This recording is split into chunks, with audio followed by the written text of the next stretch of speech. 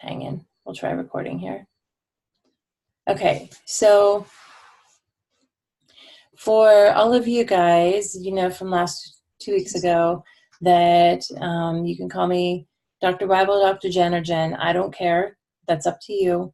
Whenever you're emailing, same thing. I don't care how you address me, as long as it's not impolite.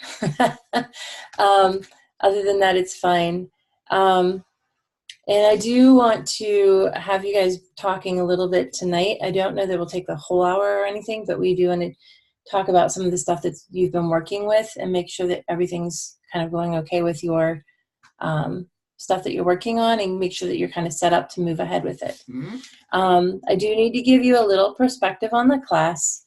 We have 16 weeks to cover not only the theoretical foundations of qualitative research, but also the actual practical pieces of it. Many doctoral programs end up having 2 or 3 research classes to do this because it's a lot of stuff. So I realize that there's a lot of reading in the class shell. There's a lot of things to kind of think through and process. And so just to give you a little overview of it, the chapters in the book I expect that you'll read. Occasionally I drop in another resource and I'll say, read this.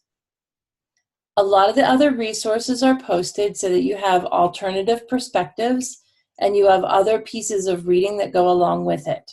Sometimes it's Creswell, who is like the methodology kind of deity. Everyone cites him, they look up to him, whatever. Miriam and Tisdale write a really nice book that is easy to read and easy to follow. So I have you using this textbook, which is the new, I've not used it before. I've used only chapters of it before, to make sure that everything that is kind of coming at you, that you're reading through and that you're processing, is in a way that's fairly straightforward, and it's a little bit easier to read if you're not coming from a straight education background, or if you've not had any educational research or any other kind of research courses. I post a lot of the Creswell pieces. I have an old Creswell textbook in there. I recommend that you kind of watch on eBay or watch on Thrift Books or Amazon for a used Creswell book. You can pick any of them that you like. He has quantitative, mixed methods, qualitative, all of them together. Since he is the person most people turn to for methodology questions, I recommend that you have one of those in your bookshelf. You can pick a book up, an old version, probably $4 or $5. Okay, and that might even be shipped if you get a version 2 or whatever. So by keeping an eye out for those, I gave you a link to a PDF for a lot of one of his old versions of a book, and I also have some chapters dropped in there for that. As you move along, I'll have examples from other papers. I'll have other things thrown in there. All of these extra readings, unless I say, because I say read these chapters. Occasionally I will say, read this. I expect you to have read those. The other ones, they're up to you. If you have, 2 hours sitting at football practice while your kid's playing and practicing, that gives you something there to go ahead and, I had Bleacher Butt for way, way, way too many years. So you have time to sit in the stands and you need something to read that isn't like imperative that you like deeply, deeply understand it.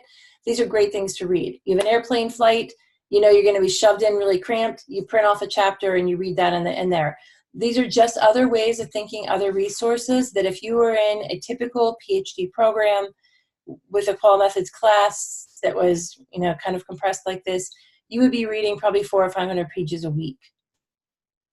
Okay, so you don't have time for that. I know that you don't have time for that. You're not going to do it if I tell you to do it. So I give you all these other things. So as you start pushing into the next semester and doing your IIP, as you start pushing into your dissertation proposals, you have resources. You can come back to this class and you can get to them. And they're there. And if you want to read them and talk about them, you can bring them to class. I have office hours tomorrow night sorry, my kids are texting me. Office hours tomorrow night that you can drop in on. You can email me and say, hey, I need to talk to you. and we can just, you know, kind of have a chit chat. Sorry, my voice is really scratchy tonight. But that's why they're there. So don't panic if you didn't have time to read through the, you know, 17 things that are listed in something. Even if you do have time and you just want to skim through them, those are there just as a bonus kind of resource for you. They're like extra stuff, like the prize in the Lucky Charms box of cereal that they sometimes used to put in there. Okay, so there's that. The second thing is, if you're going to be late on stuff, I appreciate you giving me a heads up and saying, this is what's going on. I'll have it into you by Wednesday. And I'm usually 99.9% of the time, I'm going to be like, thanks for letting me know. That's awesome. I hope things are going okay. You know, you feel better. I hope your car is now working. Your house isn't flooded. My family's in Pennsylvania, Western Pennsylvania, and right now they're pumping 6 inches of water out of one basement. And they're taking the sump pump straight to another one to take 8 inches of water out of that one. And we're on the top of a hill where it's not flooding. So those schools are closed and all kinds of other things. So, I mean, if you're along the coast and you're battering down for all this stuff coming in, you know, deal with your family, deal with your stuff, try not to get too far behind. It's all right. Just let us know that it's coming. And 99% of the time, like I said, unless it's an every week thing and, you know, 6 of your grandparents have now passed away in the course of 3 weeks, which I had a kid do that before. Not 6, they had 3, but, you know, we'll work with it. Life happens. So don't panic about it. If you have questions on the assignments, you aren't sure this one's listed here and not listed there. I know that, 2 of you emailed and said, I'm doing the narrative anyway, but you didn't say that it was due. Yeah, I forgot to pull that assignment. I meant to wrap it into the other one, but I appreciate it because I don't know you guys yet. And so the narrative piece will actually help me kind of get a spin up on you and see where you're at and what you're thinking. So I do appreciate that. Some of you need to catch up on a few things. That's okay. Get caught up. It'll be fine. I'm not going to give you a 0 forever and ever because you didn't turn something in the first week. And you'll notice some of the assignments are 0-point placeholders. They're just there so that I have a way of getting the information from you, even if you're not getting points for it. I realize that's demoralizing. It's like doing a whole lot of work and not getting any star for it. I'm sorry. When I restructure the class again, I'll try and go back and put the stars on it, but I haven't done that to this point yet. I've been reading through your topics, and some of you, I think that your topics are really great topics. They're really good ways to think about some of the things that you're dealing with and interested in learning about. As we move forward with them, and I'll have feedback to everybody tonight. As we move forward with them, I do want you to kind of think about this very broadly in that if you're coming in and thinking you already have a positive or negative spin on it, you're going to look for the factors that are, you know, improving this that's going on, or you're going to look for the negative things that are happening that are causing programs to fail or having drawbacks. You do want to be really careful that you're not closing your mind off to other ideas and other possible ways that it could be working out within the system. So keeping an open viewpoint or an open thought process on it and not having it being really kind of positivistic to start with, where, you know, you're coming in, you're going to investigate the negative effects. Sometimes that can kind of block off other things that you may have come up with the research that you, if you're thinking even if you only want to study the factors that are impeding progress in a program, by only considering the factors that are impeding progress in the program, there's a lot of other things that could be working for it or not working for it that you're not going to see because you're very narrow focused to start with. So a little bit about the qualitative research is allowing yourself kind of the ability to take in all the aspects of it and evaluate it that way, think through things that way. So I do want to just kind of caution you as you push forward to make sure that you kind of keep that at least in the back of your head. Okay, so very first thing, the last 2 weeks, questions on the stuff that you turned in, questions on the literature that you were supposed to find, questions on how to find articles, anything that you're struggling with, anything like that. I have a quick question. I'm sorry. Sure. I got your feedback on the paper. It said no submission, and I'm looking at the submission right now. Did anyone else have trouble turning that in, or they did turn it in? Okay, I'm looking right now. Okay, so that's with the Position statement. Okay, the position statement. They upgrade, I will tell you guys right now, they upgraded Blackboard in the summer, and IT tells me all the time that things are not doing things, and I will tell you that things are doing things.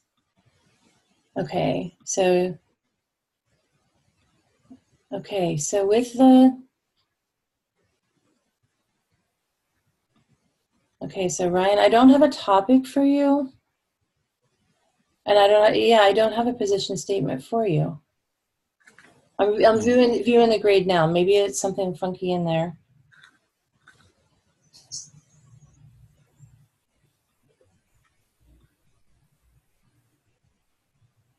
Yeah, it's telling me that there's nothing in there.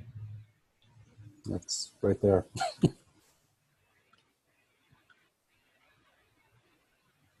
All right, hold still, don't move it.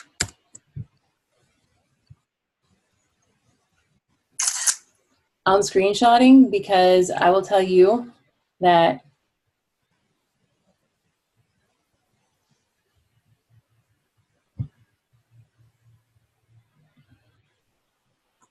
there's mine.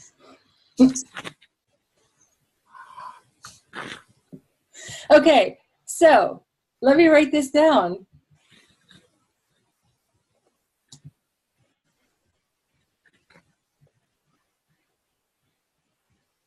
So is it safe to assume to say that if we have a 0 and we think we turned it in, then you didn't get it?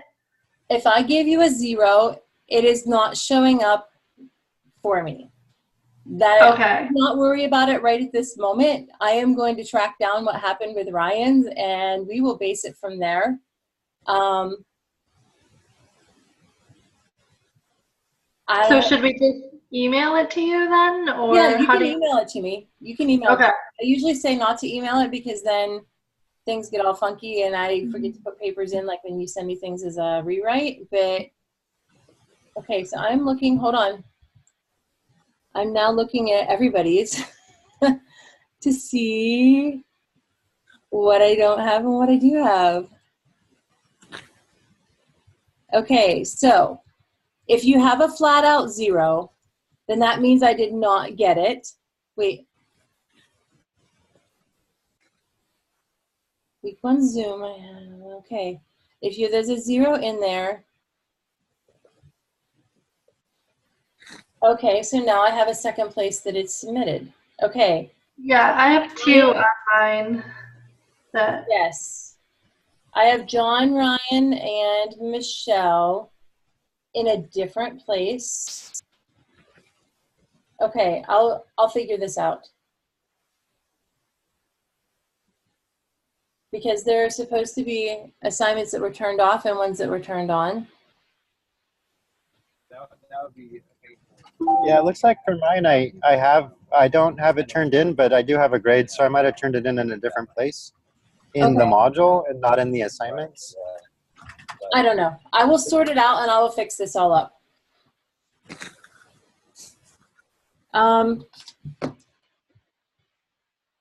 Like I said earlier, at the beginning of the semester, I was having all kinds of trouble with the account, so I will. Okay. Yeah, and if you have a 0, it's because the topic assignment was a 0 pointer. So for some of the things. So, okay, I'll get the grading straightened out tonight. I'll make sure I do that before I go to bed tonight, and we should have an answer on that. I'll email you if there's anything that I do need from you. Yeah, I don't have them all graded. Some of them I'm still working through, but okay. All right, I'll get that fixed. I have a question. The the link for narrative, I thought that was because it was the second one under assignments, that was for the topic. So that's where I posted the topic. But is the narrative a different assignment under assignment? The narrative was an assignment that I ended up taking off because people told me I had way too much to do the first week. And so I took it off of the syllabus, but it is still within and I took it, but it's still showing up in the class. Yeah, and that's where I had posted my. Okay, I'll find it. I'll find it if that's the case. I'll post it in the right place because I don't think those links were available. I don't think they're available. Before that, I didn't see the week 1, week 2 position statement in. Yeah. But anyway, now I see it, so I'll put it in the right place. I think that I have things in assignments. I can just turn that whole link off. I think there are things in assignments that were changed that are no longer in the course materials. Like as you work through the week, I don't think you can find some of those in there. I turned them off and I didn't realize that the assignments were still over on the side there showing up. I'm double checking right now so I can give you a better definitive answer. Position statement, topic, articles. Yep, that's what's happened. I'm going to turn off assignments on the side link. So the only place you'll be able to get your assignments is through the course materials. And that should eliminate the problem of seeing things that are there that aren't supposed to be there. Okay? So now all of your assignments, until I get it straightened out, are within the weekly materials. Like in week 1 and 2 is a position statement, and like weeks 1 and 2, you had a position statement, a potential topic, and then potential articles to turn in. There's not a narrative listed. So I'll get it straightened out and I will email you. And some of your grades, Adam, are going to be zeros because some of them are not worth any points. So, yeah. Okay. All right, so I think that I'll have it straightened up and fixed a little bit better before I go to bed tonight. But part of it was the assignments thing was showing up assignments that have been deleted, and they didn't delete off of there. So that's where the narrative came into play in that. If you did it, I appreciate it, and I'll give you like bonus points for doing extra writing. How's that? Okay. So other than the grade book and the assignments and that kind of thing, do you have specific questions about the assignments themselves? You know, finding qualitative articles, was that a challenge? Some of you? I will say in the past. It was kind of a challenge to find. Go ahead. It was kind of a challenge to find some in the specific topics. I had to broaden out a little bit. Mm-hmm. Okay. Some of my topics are coming from are international because of the limited amount. So is that okay as well? That's fine. Okay, perfect. And if you really are looking at something from truly an international perspective and you want some ideas on international articles, I have a friend who does primarily qualitative international comparative research, and I can ask them where to look for some if that's what you need to find and you're not finding within our system. So, yeah, the reason that I have you looking in those ones to start with, those are not the only journals you can ever use. But I want you to get in the habit of picking up good, well-cited, highly respected articles to pull your stuff from. There's a pile of journals out there now, and a lot of them that really have fast turnover submission rates and some things that seem really current. Some of them do not have the peer review to them. They're only the editor reviewed or board reviewed. And that puts a little different spin on the field's legitimacy views of their research. So I wanted you to look at a really kind of tightly constrained pile of literature to start with, to start pulling some ideas from, so that you can get a handle really on, you know, this is where you're going to find the top articles that we're working from. Here are the journals that most of the people are going to be citing. Here are the seminal pieces are coming from these places. That's not to say you can't pull from anywhere else. It's just to say that sometimes they don't come up first in Google Scholar. When you start to look, sometimes they don't show up as the top couple rankings in it, or if you're digging through databases, you might not be in the right database, those kind of things. And so you're fine, Adam, don't worry about it. And so having those as a background to start looking from can be really helpful as you start moving out from then. For those of you that were able to find a few of the articles within those, a way to branch out from it is if you find one article that's a qualitative piece that has the topic that you want, skim through it and see in the literature review who they're citing in the argument, in the presentation of your theoretical framework, in the part that you're interested in that article, in the lit review. Look and see who the citations are and go to the reference page. Look up those articles then. Okay, because what you're trying to enter in as you start talking about your research and publishing your research is really, it's not just sending it out for everybody to look at, it is entering into a conversation with the people that are writing in those journals, not just the editors that are there, but the people that are writing in those and the people that are reading them. You want to be in this conversation with them. You want to be presenting your ideas in the terminology and the framework and the understandings that they hold to be true, their perspectives, their positioning. You want those kind of conversations to be able to happen because you have this common bond of literature.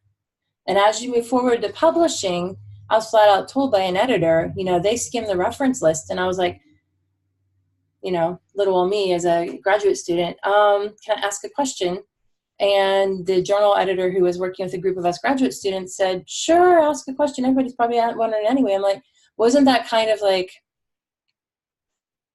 self-serving if I have to cite you in your journal to be published in your journal? And they said, well, you can kind of look at it that way. In a way, it feels like it's nepotism, but really what you are doing with this is by citing pieces that are already in that journal and you want to publish in the journal, you're telling everyone that you've read this stuff, that you understand the perspective that they take, that you're familiar with the work that they do and the work that they talk about, if you consider a journal as being like a whole conversation. And by using their literature as well, that shows that you have thought about it and decided that your work also fits in with their perspective. And so you're already 3 steps closer to being able to talk back and forth throughout the journal and have the readers, understanding what you're saying and you have understanding them as well. So that's one of the reasons why looking in these journals and looking at the pieces that are kind of highly respected and pieces that are highly, that have a high citation index and looking at things that are well cited gives you kind of a foundation for the field that, if I want to talk about one of the papers I just published was on a qualitative study on how students were using photographs that they took of themselves to position themselves as scientists and demonstrate their epistemic agency on a watershed field trip. Okay, so we're looking at digital photography.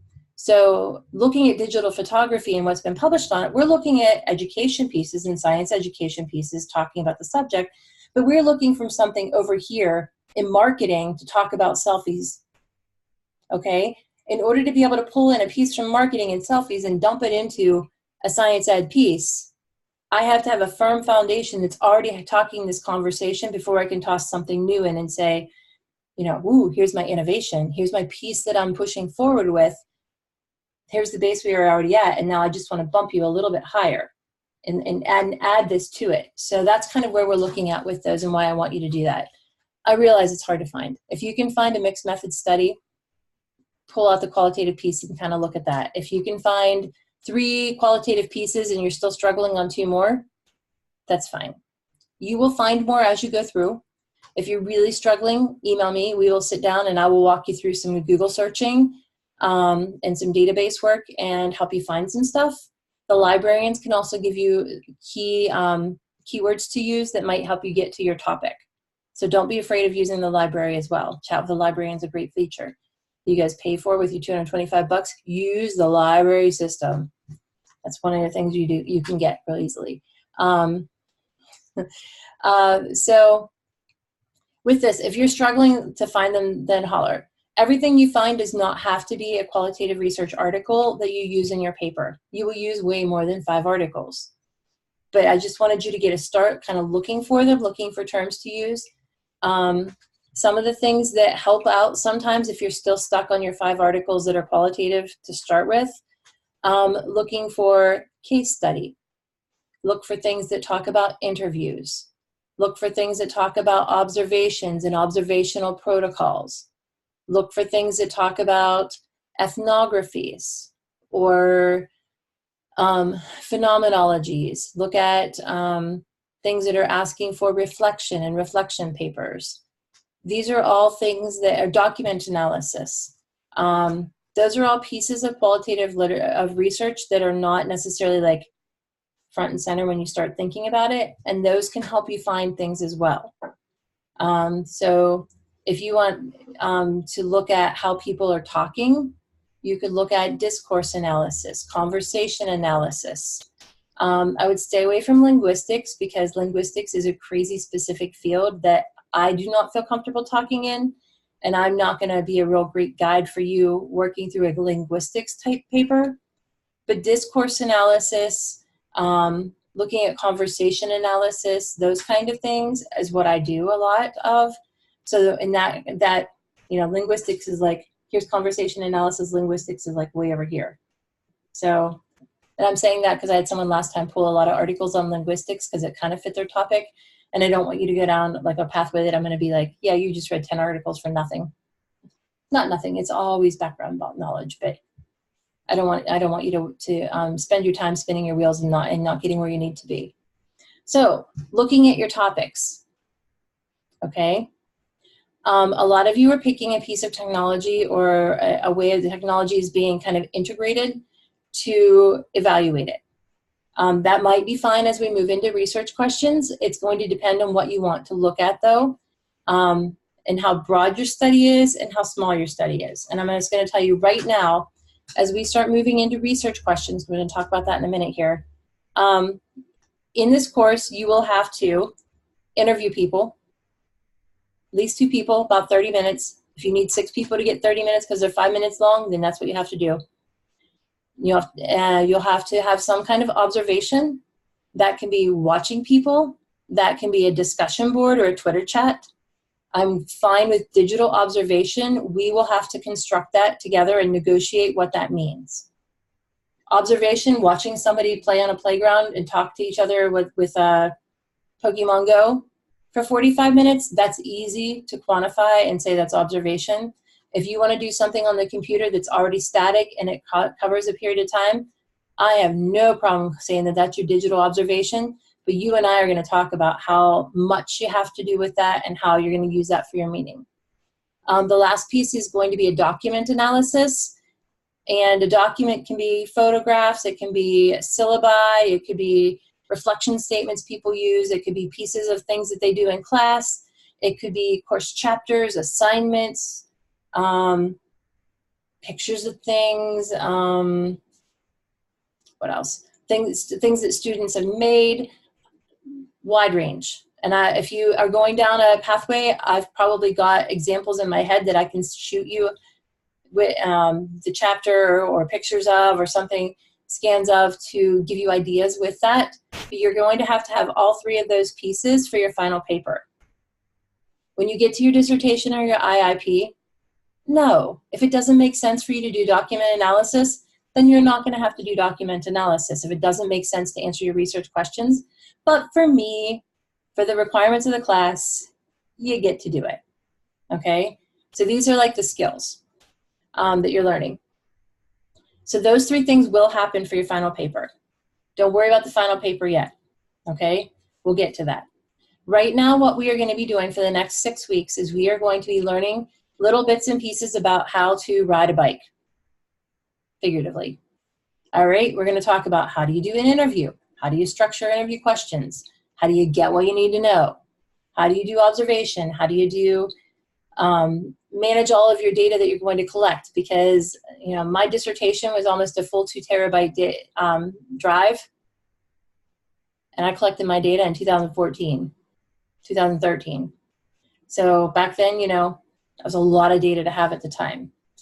You do not need to have a video camera, although that helps a lot for a lot of the research that we are going to be doing. And I will show you some software to use for video analysis. If you have a Chromebook, we need to talk. It works on everything but a Chromebook, okay? If you have a Chromebook, we need to talk. We'll have an alternative solution. We'll figure out something to make it work, but we do need to clear that up. Last other thing. Also coming in the future is those 3 pieces have to be in your paper. You'll have those requirements for it, and you will also I'll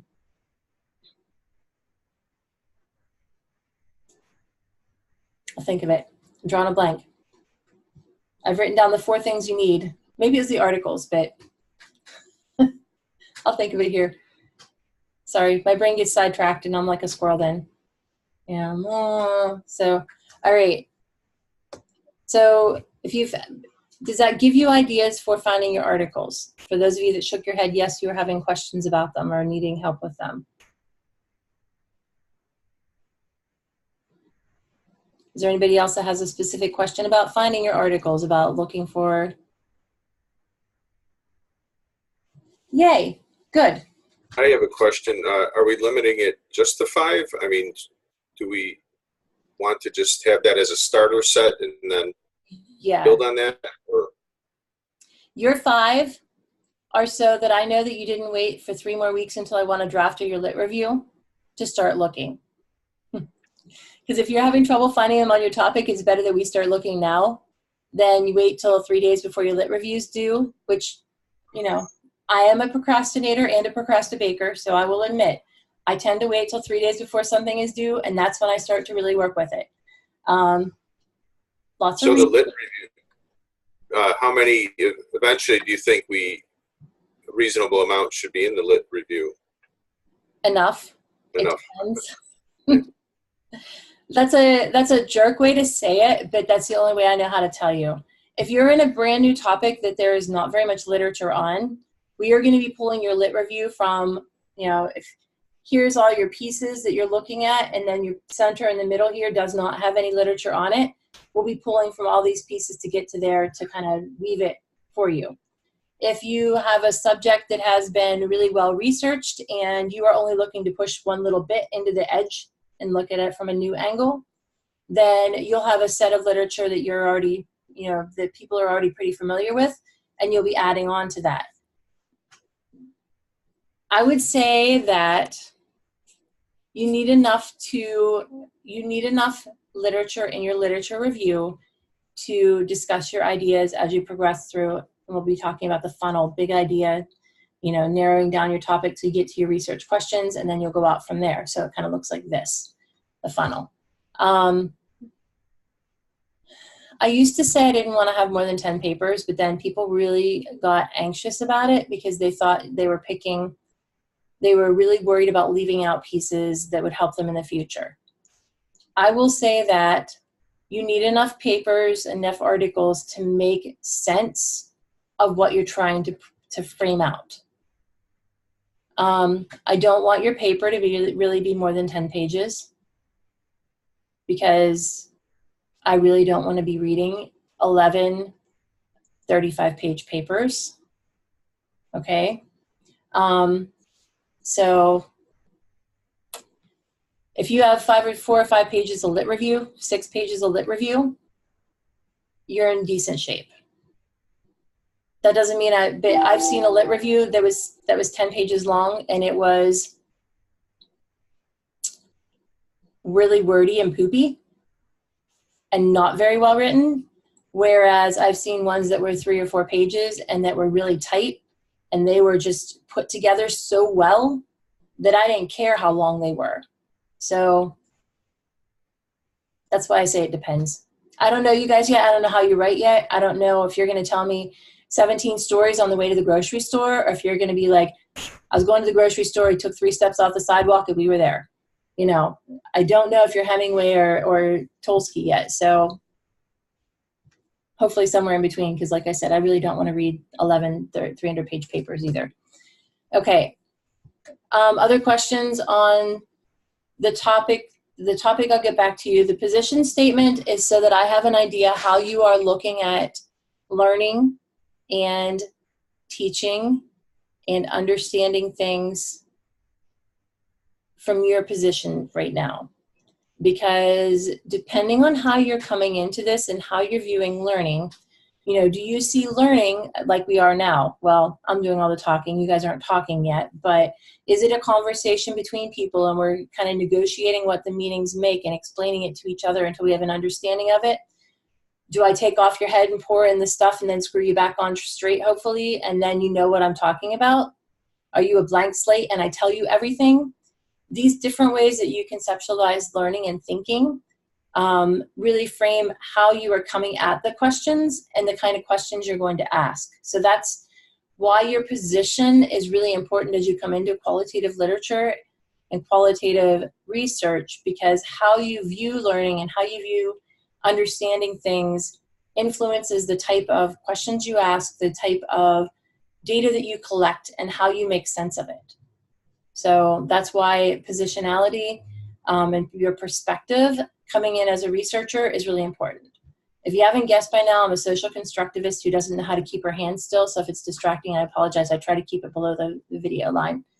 Should have seen me when I was teaching chemistry. I was always this stuff. All right, so there's that.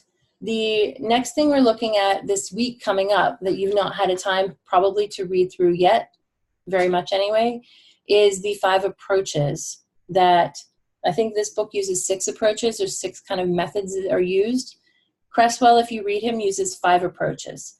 These are different ways that people approach qualitative research with, I'm not going to say baggage in a bad way, but with baggage going along with them, okay?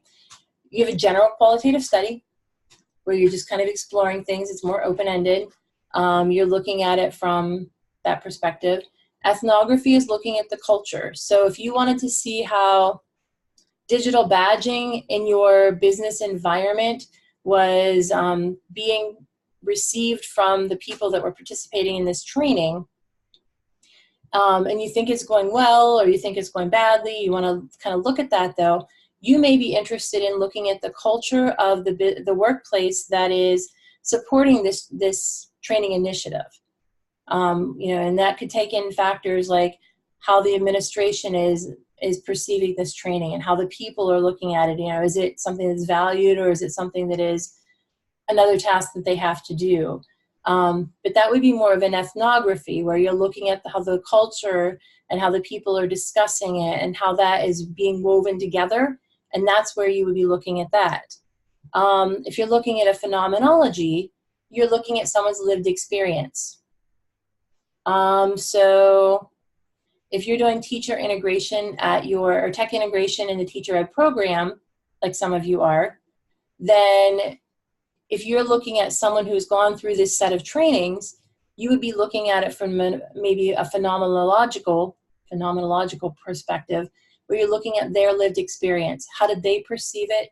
What kind of things are they understanding it? How did it impact them personally and their lived experience? And that's going to be a phenomenological study then. Case study kind of spreads out over all of them. You can do a case study by itself, or you can embed it with any of the other approaches. There's also critical theory, where they're looking to push for change or have a social agenda. You're also looking at grounded theory, where you're looking at the data and trying to come up with the perspective from that. So those are the main approaches that we deal with. We are going to spend a week on it. We're going to talk a little bit about it. You're going to look at what kind of questions you want to ask, and then we will decide what your approach is probably going to be based on the questions you're asking. I tend personally to go from a social constructivist perspective. I do a lot of short-term ethnography, looking at the culture and how people's interactions are creating the understandings and their knowledge. And I do a lot of case study work. That doesn't mean I couldn't do any of the other ones. It's just those are the type of questions that I tend to ask. You guys are getting a little shortchanged on investigating the approaches. My first year, I spent 16 weeks reading 11 books on different approaches of qualitative research methods for my first class. And then the second class, I learned all the stuff about like interviewing and those kind of things. And we are condensing it to give you kind of a shorthand on it. So you and your advisor and will work on what method you are using for your dissertation eventually. We will talk about it briefly next week when we talk. We'll talk about it a little bit when you pick your research questions, but that gets a little bit skipped over so that I can, like, to go back to the bike analogy, I can get you riding your bike a little longer and a little more practice on it, and you can come back and do the reading and those kind of pieces on your own whenever you've got that filled out a little bit better, figured out a little bit better. All right. So I need each of you now to go around and give us a one sentence kind of topic of what you want to study. And then also, once you do that, you and I are going to talk, and everybody else can kind of chime in if you'd like to. We're going to talk about what your research question might look like based on that. All right, who wants to start? Do I get to nominate, or is somebody going to jump in? What's your topic? You already turned in your topic, so just tell me your topic. My topic is qualitative analysis of elements that affect students' perceived sense of community in an online learning environment. Okay. So you're looking at students' perceived, say it Sense again. of community. Students' sense of community in an online learning environment. So you're looking at social presence, you're looking at probably teacher presence, student presence. So Interactive in a discussion form, collaborative elements. Okay. So already by saying you're looking at the collaborative elements, you're taking a social constructivist approach. You do realize that. Okay. Yep. Awesome. See how it ties together? All right. So if you're asking those kind of questions and basing it on their sense of community, that's the topic you want to look at, is the student's sense of community in online learning. Your research question, what do you think you want to investigate with your research question? Like what specifically do you want to look at? I want to see what specific elements enhance students' sense of community and thus that collaborative nature. Okay. So you're looking to, overall, you're looking to increase, what increases their sense of community with that? Okay, so your research question that you're looking at for this class may be something as simple as, how does the use of collaborative projects increase the student's sense of community? Because then you're going from your big topic to a much narrower topic, because I'll tell you, you've got 4 weeks to gather your data, analyze your data, and then another couple weeks to write it up. So 5 weeks really, you're doing all this stuff. So your topic for this has to be big enough to collect the data you need, but tight enough that you're going to be able to get through it. All right, that's the 5th thing I need to tell you. You need to have access to your population. So if you want to study like astronauts that have been to the polar regions as well, unless you personally know astronauts that have been to the polar regions as well, that's not a good topic for us to study for this class. Interesting as heck, not going to be feasible. So think about the people that you have access to right now that will allow you to collect the data that you need to answer your questions. You know, so for you, Ryan, think about it. Do you have people that you could talk to? Do you have discussion forums you're going to be able to look at? If you have access to these kind of things, then that's probably a feasible question for you. I have admin access to our LMS, so I should be able to get all the data I need.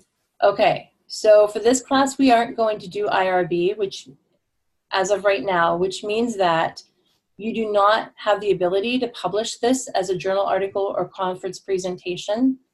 If you want to, at the end, we can go and backdoor IRB it. I will tell you, with K-12 kids that are under 18, it's going to be difficult. We can do it. I know how to do it. I do it all the time. But it takes a good 3 months. Higher ed. Yeah. Oh, higher ed? Yeah, those of you that work in higher ed and don't work with like K-12 people, you've got it like 10 steps easier. Not always, but usually. All right, so a good research question for you then that's encompassing what you want to talk about or want to look at that's small enough for this class might be to be looking at, like you said, the sense of community and the discussion forums and making it a very tight research question, narrow research question there. You know, do participating in the research in discussion forums increase the sense of community? Do collaborative projects, it's a little broader, help increase the student's sense of community in an online setting? So those kind of questions are probably where you're going to be heading. Make sense? Okay. So for those of you that were listening, does anybody else want to talk about your topic and your research question? I have my topic. Okay. Not necessarily my my question. That's okay. But my topic is virtual learning environments in correctional facilities to reduce recidivism. Okay, I'm going to tell you right now that when you get ready to do your projects that you need IRB clearance for, you need a little extra time if you're working with a jail population. If you're working within a correctional facility, there's extra layers of protection for them because they're kind of a confined and constrained population that don't have a whole lot of choice. So it'll take a little bit extra work to get it through, but one of my friends, their whole dissertation was with a correctional facility population. So it can be done. It just needs a little, like, if you want to graduate in X month, don't apply for it 3 months ahead of time. It's going to have to be a way ahead. Interesting topic. Okay, so I will say some of your topics, you've already narrowed them to the point where you're getting close to being a research question. So for both Ryan and for Mike, okay, you go by Michael, Mike, I can't hear you, you turned off. There, go ahead. Mashif is fine. Mashif, okay. And I asked because the last class, they told me that, I said, does anybody have a name that they want to go by that isn't necessarily on their thing? And one of the students said, my name is Robert. I go by Robert. I don't go by Bob, although Dr. Bing thinks I go by Bob. So yeah, I like to make sure because I had a 5th grade teacher and an 11th grade English teacher that thought I was a Jenny for some reason, and I just don't see myself as a Jenny. So I like to make sure that I call you by the right name. So if I'm not and I'm not pronouncing it, hit me up later and say, yeah, fix this. You're fine. Okay. All right. So both of your topics are really close to looking like a research question. So I'm just going to tell you guys right now that you're already starting down the path of getting it narrowed. Instead of just looking at, blah, blah, blah, and this, blah, blah, blah, you already have it kind of figured out what exactly you want to study. So as we work through your questions, and we'll go back and forth a time or two perhaps, they're probably not going to change a whole lot from where you're at other than to maybe narrow them or broaden them so that you can actually accomplish them. Because you're already partway down the path to getting a solid research question from it. Who else has a topic? See, I'm not mean. Go ahead. I have one, but I might need some help narrowing the focus. Okay. So I'd like to explore the use of technology to make teacher professional development more effective. Okay, so that's a career. You're right. Yeah. That's like It is my career. Yeah, well, that's not only your topic for the class and for probably your dissertation and probably the 6 papers that you do after that, but that's a whole career spanning one. So the good thing about that is it's really broad, so you're able to really have a lot of room to pick and choose and to narrow it without running into roadblocks, if that's how broad it really is. So if you're looking at improving the effectiveness of teacher PD, what does your gut feeling tell you that it is? Personalization. Okay, so personalization is you think is one of the ways that teacher PD could be improved. Yeah, and based on teacher needs. Okay, so maybe your topic then is the effectiveness of personalization of teacher PD. Now, the research question derived from that can go a million ways still, but you've narrowed the topic a little bit So it's not just teacher effectiveness and PD, but now it's down to personalization within teacher PD. So is there anything that you have kind of on the books that you could look at in the next 2 months? Coming up, do you have things that you could be talking to about? Have they done some PD? Do they know anything about PD, the population that you're working with? Yeah, I mean, I've been doing blended learning environments as a method of delivering PD. Okay. I've been doing that myself, exploring that a little bit with my staff. And we've done a little bit actually with the entire district staff. So that's kind of what we've been focusing on. Are they getting to pick and choose? Are you giving a lot of choice with it? Yeah, designing blended learning courses that teachers get the option to participate in. Okay. So your research question, if that's what you're working with right now and the people that you have access to, and I don't want to tell you that you want low-hanging fruit all the time, that the easiest research project to have access to is the best research project, because it's not always. But for the purposes of this class, when you have a couple weeks to get people to say, yes, you can do research here, and you have a couple weeks to gather it and a couple weeks to write it up, you need low-hanging fruit now that are easy to get access to. And I've had people do as simple of things as, the neighborhood kids all learning how to play chess. We've had people do like Girl Scout projects with their students to be able to like watch them and observe and interview and those kind of things. So if you don't have anything going on at work or at home or access to something right now, we can talk. We'll find you a project that you can use for this, even if it's not where you want to be in the end. Like, this doesn't have to necessarily be the thing that you're dying to know about with your dissertation at the end, okay? But if that's what you're doing with that, then a question for you might be, first of all, how are you going to determine if it's effective or not? So think about that to start with. But a good research question to start thinking about or to start considering might just be, does participation in this blended learning, self-directed learning or self-choice learning, or personalized learning, lead to more effective PD, however you're defining that? Is it going to be teachers are integrating technology at a higher level? Is it going to be that your learning outcomes for the students are going to be increased? But those kind of things are ways that you can start to think about drafting a research question that's going to be measurable and that you are going to be able to really focus in on what you want to know.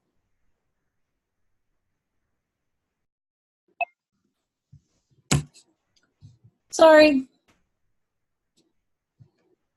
I will tell you guys, I told you last week, I think. Here's my wireless. Here's my router. I'm the only one that lives here and the only one that connects to it, and I pay a lot of money every month for a high-speed connection. That's where my next study needs to be. All right. So, anybody else? I mean, it's 9 o'clock. If any of you have questions about the week coming up or about anything that you want to talk about, you can ask now. Otherwise, I hate to keep you much beyond. I know your time is precious. So for those of you that want to stay and talk through ideas and research questions, we can hang out. You can even get a beer and talk to me for a while if you want to, and I'll turn off the recording if that helps. But otherwise, you can go ahead, go do some work, shoot me an email later if you have questions that you want to talk about. Because we only talked really about 3 different people's research questions that they had ideas for. So the rest of you can stick around. We can talk for a few more minutes, or you can, all bug out and hit me up later or whatever. I'm fine with that, any of those. What time did you say your office hours are? Tomorrow night at 7. And so tomorrow night at 7, I sit on this Zoom link, and if nobody shows up, I sit here for an hour and I do work. And if people show up, then it could be anybody from any classes that I do have. If you want to have an individual conversation, you just shoot me an email and say, hey, I've got this, and this block of time open. When can you meet in those? And I can try and make it work. I'll tell you, I'm doing on-campus Chromebook training on Wednesday and Thursday this week. So Wednesday and Thursday, my days are kind of shot.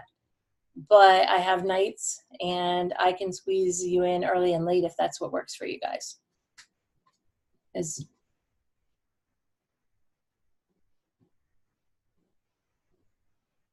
that. Thank you. Sure. Have a good evening, everyone. Take care, folks. Yep. Good night. Talk to you soon.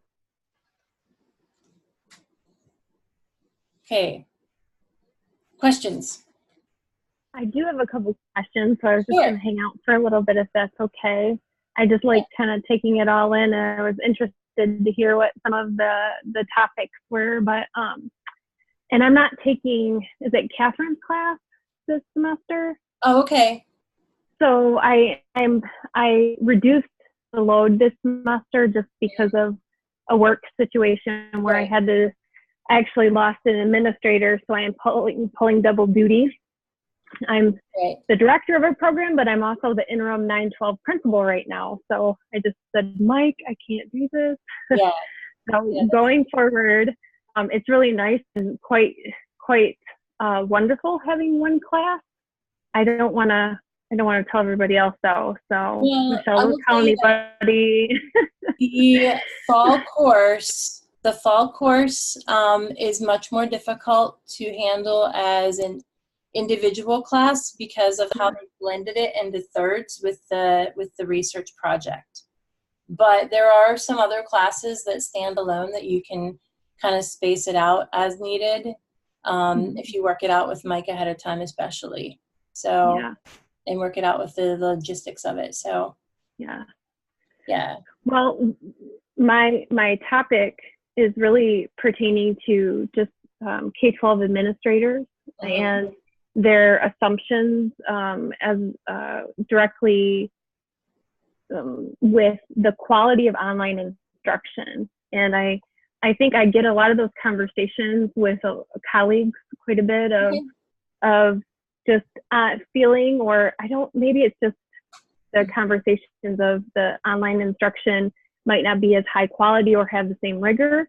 And I'm always curious why they think that, because they've never been in an online or blended environment where they've been an administrator. So I really just want to find out why they think that way. That's a great topic. Is it? Okay. Yeah, it's a great topic. And coming from that environment, I would agree with you that administrators really don't have any idea. A lot of the time, they don't have any idea what is going on in the classroom online or in a blended situation. And they don't understand a lot of the pieces of that. So with a topic like that, I think that you have a lot of ways that you can go with your research question. You could be looking at their perceptions of online education to find out, like you said, do they think that it is, not as rigorous, if it's like, the teachers aren't doing their job or the kids aren't learning or whatever. You could also be looking at individual courses and things like that and finding out how they structure their development of online education. You could look at how they handle issues in online education. There's all kinds of ways that I think that you could take that topic and look at different pieces of it. Okay. So think about what you really think you could learn and what you would want to learn from it. And then, as you turn your questions in, we'll probably go back and forth with them a couple times until they get kind of honed in on where they need to be. Okay. Thank you. Yeah. Does that make sense? Yeah, it does. It's nice to just get some info, and I'm trying to figure out how I'm going to structure these questions once I get to that point. But we're only going to have 1 or 2 research questions for this project because we don't have time to do more than that. Okay. So think about 1 or 2 good research questions that you think that, are meaty enough to kind of chew on, but not have to chew for 10 months. Okay. Okay. So you can do them in a short term, kind of answer them in a shorter time frame, but that you could really get some data that would allow you to answer them. Okay. Okay. And I only have one other question. So I have bleacher butt. I have 3 boys. They all play football. Okay. So I'm assuming you're a mom of boys too. I have 2 and 2. I had 3 soccer players, 1 football player who also played basketball, track, Mhm. so I had 3 seasons of soccer with the 3 older ones, and then my baby played all kinds of sports. So yeah, I spent a lot of time in the bleachers, and I will tell you that during practice, when they can't drive themselves, all they care is that your body is there. They Mhm. don't care really that you're watching them. No. So taking your book, reading your chapters, then taking notes Mhm. on it, taking an article and reading through it, those are all great things to do when you're sitting in the bleachers. Mhm. And every now and then you look up and you wave, or if they're playing, whenever they go out on the field, you watch them, and when they come off and sit on the bench for a while, then you don't. Mhm. And I will say that it cuts into your mom time with the other people talking, or dad time with other people talking, but it does allow you to prioritize your time with your kids whenever you're not there. And it takes away the pressure of having all that to read. Mhm. So yeah, we can always talk more. Like I did a traditional PhD program, not an online one, and I drove 2 hours each way to campus for classes, and I taught full time. I took 1 semester, and I had 5 classes a semester, and I did almost all my coursework in about a year and 2 summers, and 1 more class. Like I had 1 more class tucked in. But yeah, I've been there. How old were your babies? Let's see. When I started my PhD program. Well, so yesterday was my birthday. I turned 49 yesterday. I started my on-campus PhD program when I was 999, on 999. So 9 years ago, I started all my coursework, and Alan would have been 10 years old. So I had 4 kids, elementary, middle school, high school. They went to school 30 minutes from my house one direction. I taught 40 minutes another direction. And campus for Penn State was an hour and 40 minutes down the road. Wow. So, yeah. And so, I mean, I sympathize and empathize, and I have lots of strategies for, like, pizza 2 nights a week is not going to kill them, unless you have somebody with a gluten allergy or lactose allergy.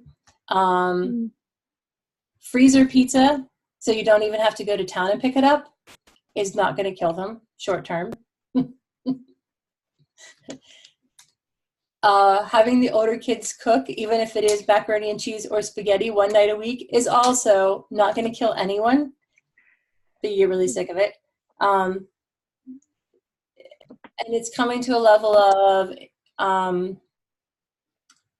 most of you guys are A gamers, where it's not enough to just meet the requirements, but it has to hit your level of being okay.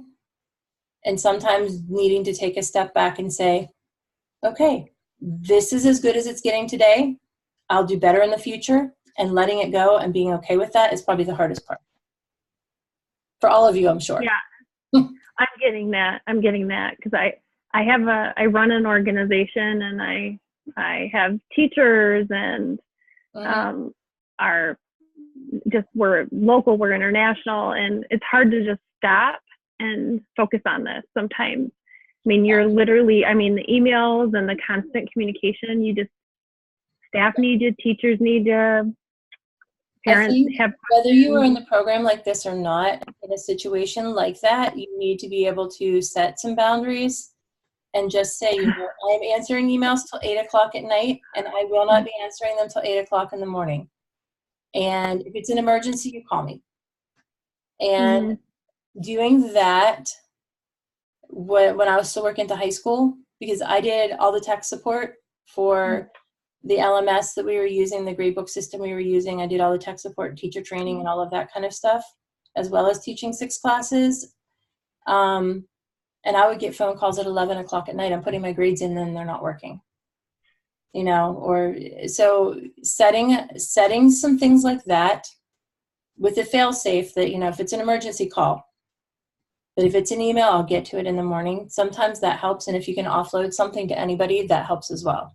But it all comes down to balance and I'm the worst one to ask because you'll get emails back from me at 2:00 in the morning when I wake up and I need a drink of water. I'll check my phone and see. So, I mean, I'm terrible. I do as I say and not as I do, maybe, but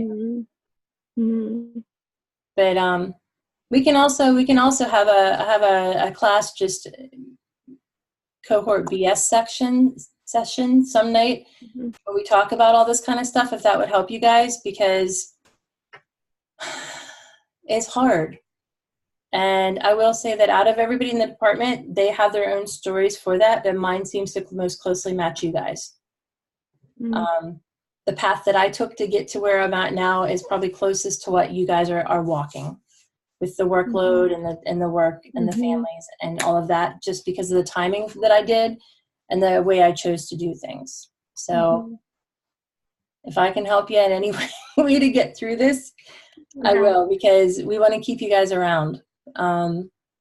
We've got really some great people coming through cohorts now. And I'll tell you, Jeremy Bond just graduated, and Jeremy and I had to sit down like this, probably, he might have made it the whole way through this summer, his first year. And then he was like, I don't think I can do this. I'm like, you're not quitting. You're too good. We're not quitting. I'm not letting you quit. And we sat down and we talked about this. And that's where I said, you know, it doesn't matter if you're watching every second of their practice, as long as you're there and you're present when you're like actually face to face with them at the dinner table. If you can make that connection there, they're okay. And I will tell you, my kids flat out told me when we were driving about maybe 3 weeks ago, and they're 20, my two babies are 21 and 19 now. They're freshmen and third year in college. And my older two are off and running. But they said, you know, we were a little resentful at first. And I was kind of mad at you sometimes when you would say, I have to do a paper and not do this and not bake cookies, you know, for the 5th night in a row or whatever.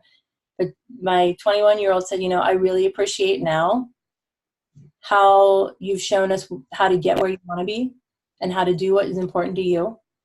And, you know, that was really kind of a big moment for me, because I was feeling very regretful over the time that I wasted.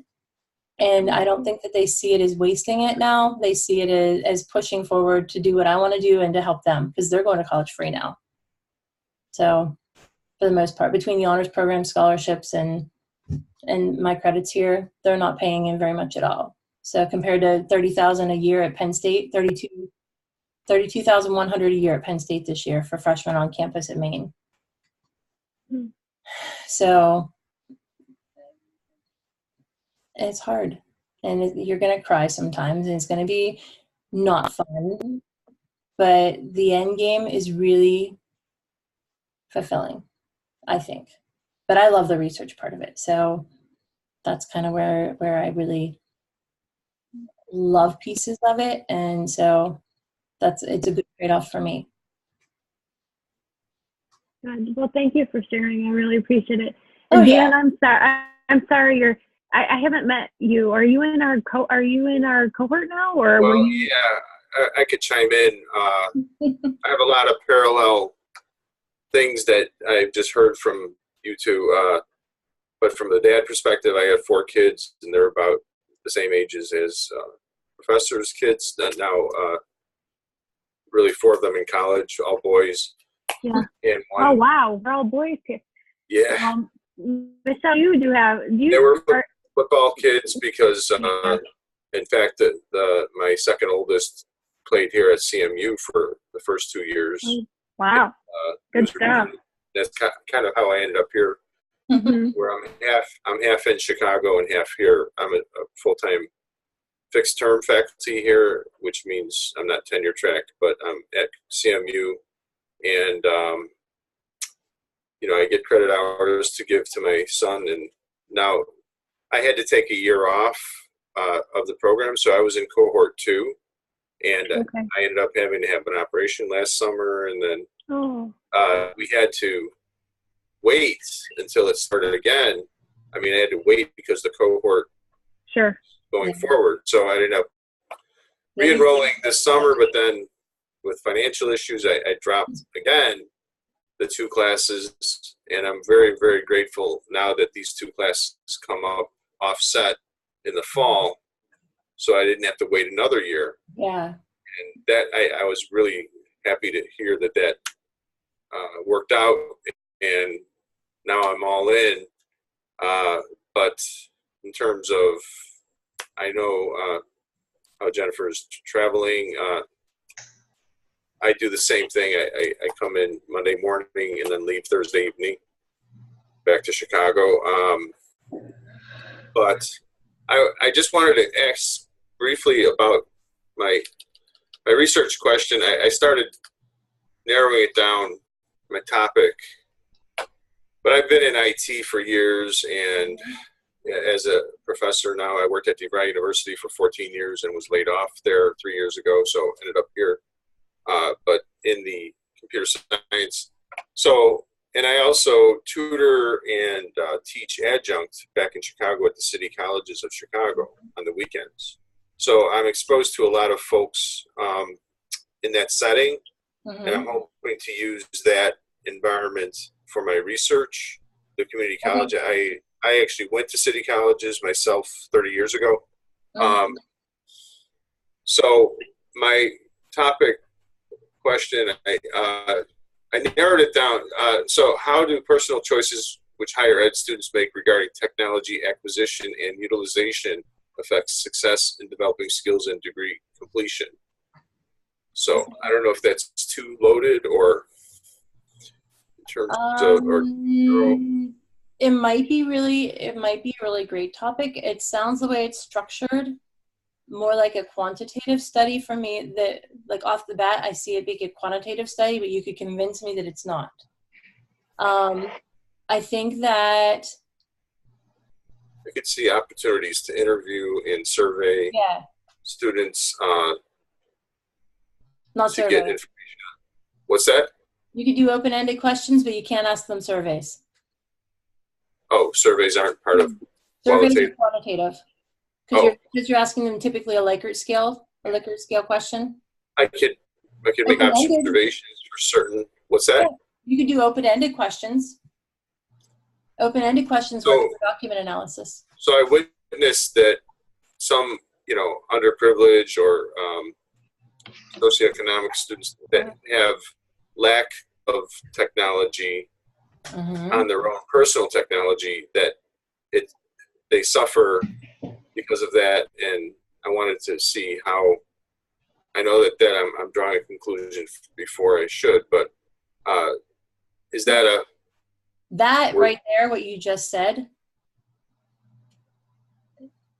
that puts a totally different spin on it, and that's really interesting because there's a lot of research that you could draw from STEM fields, from science ed especially, that talk about the lack of support from home, like the low socioeconomic students not having science books, science toys, science things like that, and that impacting their self-efficacy with STEM subjects and things like that. So those kind of things might be really interesting to draw parallels with, because if you're in computer science, you could kind of pull that into the technology piece of it and make that literature kind of fit seamlessly with it. I think that interviewing students and asking them what kind of technology they have at home, how it impacts their studies and how it impacts their choices on what subjects they go into, that would be a great qualitative study. And I think it fits with your field of work. And I think that it would give you some really interesting answers as you push forward. Okay. Well, I'm refining it, and yeah, once you submit your question, you and I will go back and forth on it. Probably there's like 2 or 3 assignments before you actually solidify your question. So is our topic supposed to be, the topic posting that we're making, supposed to be? I just want a general idea. Yeah, I just want a general idea where you're looking at focusing right now. Because it was more like 2 paragraphs, but I'm narrowing it now for you. Okay. But right, also, so about Hemingway. When you state it, should I state, computer science students in urban higher ed, lower socioeconomical? Should I be that specific? It doesn't matter to me right now. Oh. We will get it kind of crafted into what you want it to be eventually here. So Okay. right now you give me whatever you want to give me and we'll talk about it. But yeah, you can be that specific or you can be more general. Either way will work. Okay. Well, that's my contribution. So, Awesome. but it is very nice to meet all of you in a little more intimate setting here. I really appreciate the sharing that you've all done. But I do know from the dad perspective how you're all feeling. I'm laughing because Michelle also is a road warrior. She's also driving back. I was gonna say she is Where to the where? same way. Columbus to Michigan. yeah, How many hours is that? 5.5. Yeah. Can you do that to work in Michigan? I live in Michigan. I work in Ohio at Ohio State University. So. Are you a teacher? Kinda. Medical education I work in. So you're back in Michigan on weekends. What part of Michigan? Gladwin. It's about an hour east of Mount Pleasant. Oh, towards like Midland. Yes. Yeah. Yep. Well, we're all road warriors. So you're driving all over the place back to Chicago. I'm driving back to Pennsylvania. It's about between 6.5 and 7 hours, and then Michelle's driving the Columbus team. Yeah. Well, and you're in Mount Pleasant now, Jennifer? I'm in Mount Pleasant now. This is my little this is my camper apartment. It's wide and 23 feet long, and my brother-in-law's camper that we used for all those years is a foot longer. So. Oh, yeah. Wow. I got laid off from DeVry. I got severance, so I bought a trailer. It's about 8 miles from campus, but it's on an acre of land, and it's got a garage, and it's very nice. It's not bad. So I'm living kind of in the same squalor, if you will, but Yeah. At first I was only here like 3 days a week, 4 days a week because Alan was playing football. So I was home every weekend to not miss any games. But now that he's on campus and, the big independent guy that he is, I don't have to drive back and forth quite as much as like every other week now instead of every week. So that helps. So you have how many of your kids are at CMU? I have 2 on campus. I have one who's a freshman, and then I have one that is a junior. And then I have one that's graduated from his master's program in Washington State for the year teaching speech language. And I have one that's a business consultant for a small business development center at a college in Pennsylvania. So actually, the Dr. Dale went to Clarion University. The dean of our education College of Education, went to Clarion University. She's the president there. Clarion's my alma mater, and that's where my daughter works. So that's where my older 2 college. So. And your kids are in housing here? Leslie has an apartment, and then Alan's in the dorms. Yeah, because my son, Louis, he's going through his 4th year, but he's quit football. Even though he was at the top of his game, he just didn't want to get hurt. That's why Alan's not playing. Pursuing accounting, and he had an internship at GM this summer, and they offered him a job in a year to be an accountant at GM. So, we all have a lot of moving parts going on here. So, yeah, including the wheels on the cars that go round and round. Yeah. So I will leave you then. Is there something? There's a little button at the bottom on the right-hand side. You can say end meeting, and you can exit. Right. I mean, I would like to hear if Michelle has a research question. I was going to say I was going to pop out too, but now that we're here, Michelle, let's hear it. I didn't want to bug you guys, but I was just worried that mine might be a little too broad. Through the evolvement of technology, does it really matter where a person is located and how well they are to learn a subject? And I know this has kind of like been, used in the past, and there's all this, research on it already, so I don't know if I should change it. And it kind of came about because some of the physicians, the fellows, were talking about teaching medical education with a distance, and if you could learn just as well, you know, through distance education as you could in person in regards to medicine.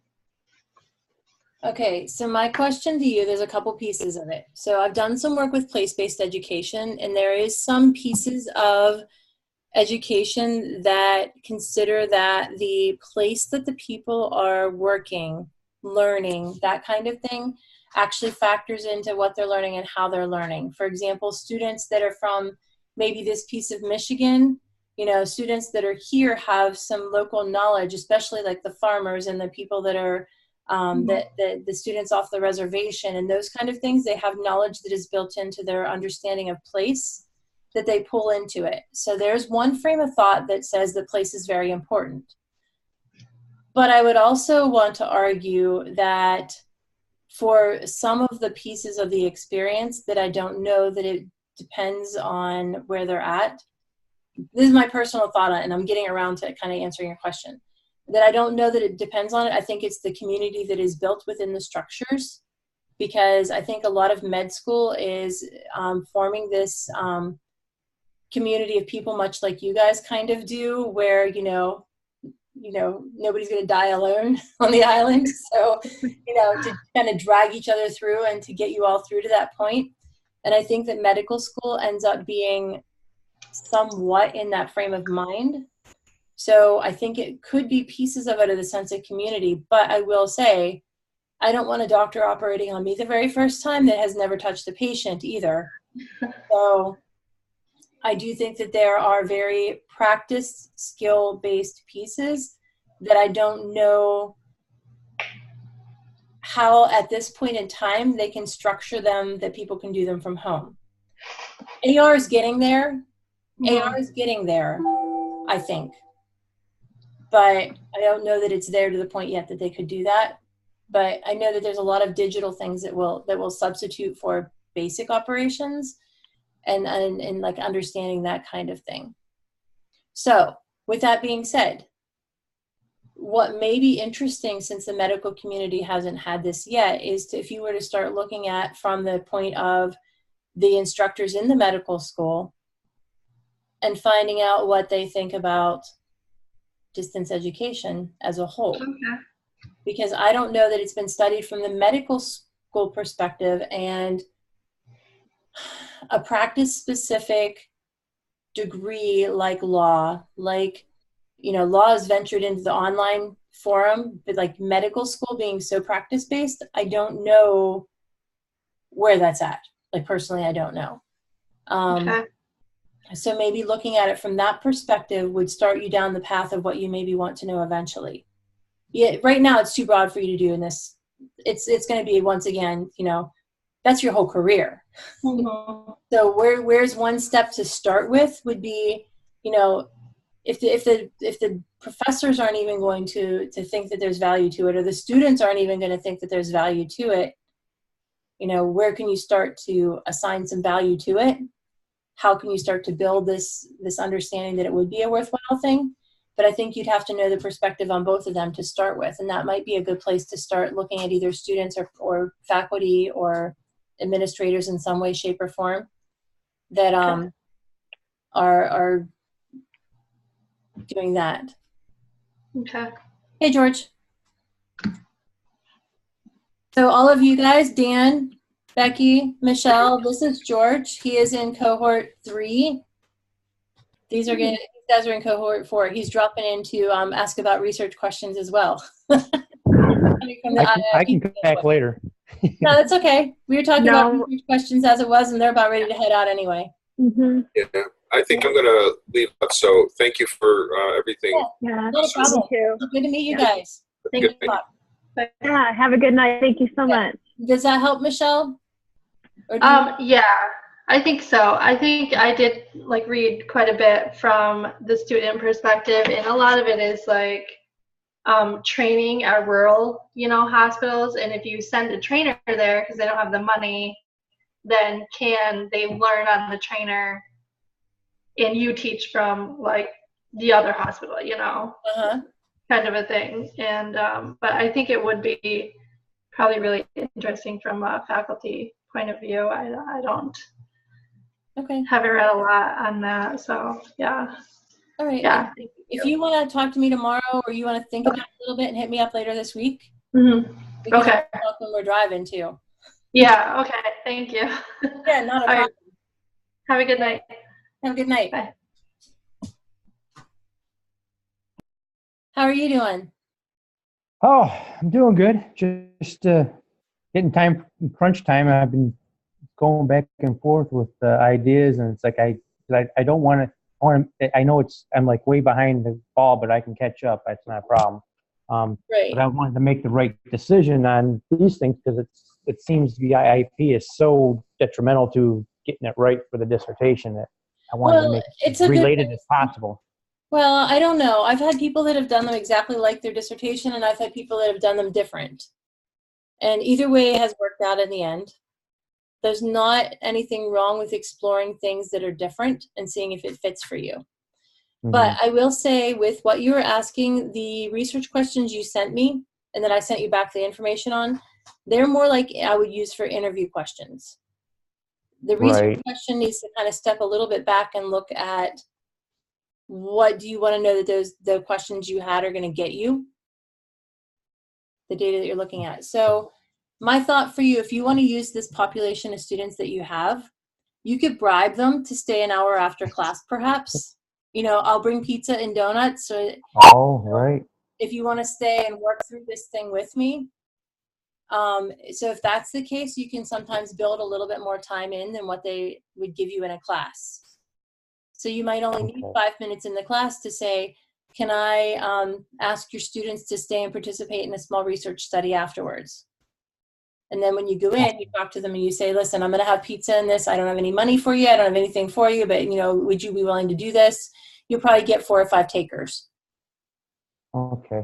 Well, I was throwing around some different ideas. Mm-hmm.